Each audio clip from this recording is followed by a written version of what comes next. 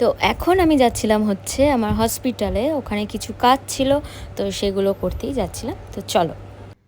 তো এখন আমি এসেছিলাম হচ্ছে রিপোর্ট কালেক্ট করতে, যেটা আমার ডেইলি রুটিনে থাকে। তো এরকম ডিসচার্জের বিল দিয়ে পাঠিয়ে দেয়। তো সব রিপোর্টগুলো প্রত্যেকটা ওয়ার্ড দেখে দেখে, বেড নাম্বার দেখে দেখে আমাকে খুঁজে বার করতে হয়। তো আমার 9th ফ্লোরে হয়ে গেছে, এখন আমি 7th ফ্লোরে যাচ্ছি। চলো। তো সব কাজ সেরে আমি এবার নিচের জায়গায় চলে আসলাম। তো এখানে বেসিক্যালি আমি অ্যাকচুয়ালি ফাইল গোছাচ্ছিলাম। এই ফাইলগুলো গুছিয়ে আমাদের এমআরডিতে আবার রিটার্ন করতে হয়, তো সেই কাজগুলোই করছিলাম।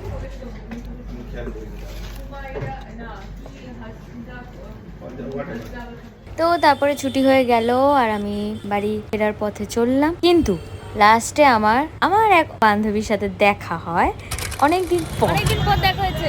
দিশান আর আমি 40s, দিশান আর 40s কে মধ্যে এসেছি। এখন আজকে আমিও 9:30, আমার 47 বি চলে এসেছে, আমি বাড়ি যাচ্ছি।